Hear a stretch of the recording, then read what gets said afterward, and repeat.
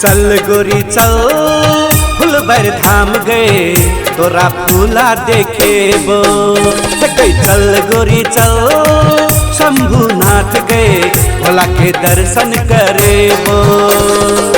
पानी पूरी संग जूस पिएबो, गरम गरम जिलेबी खिएबो। चल गोरी चल शंभुनाथ गए भोला के दर्शन करेबो।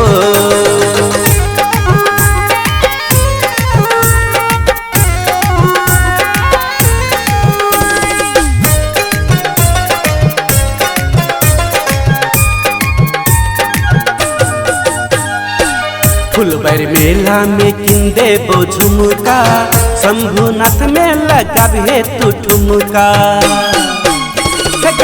फुलबर मेला में किन देबो झुमका, शंभुनाथ में लगाबे तू ठुमका।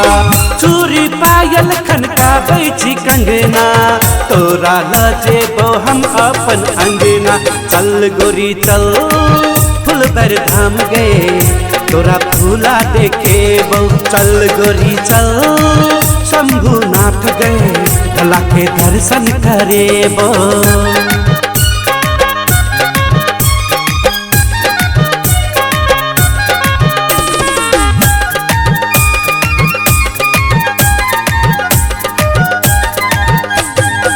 छोरा सब लग जेतो तोहर पाछा, मेला में बिगड़ देतो दासा।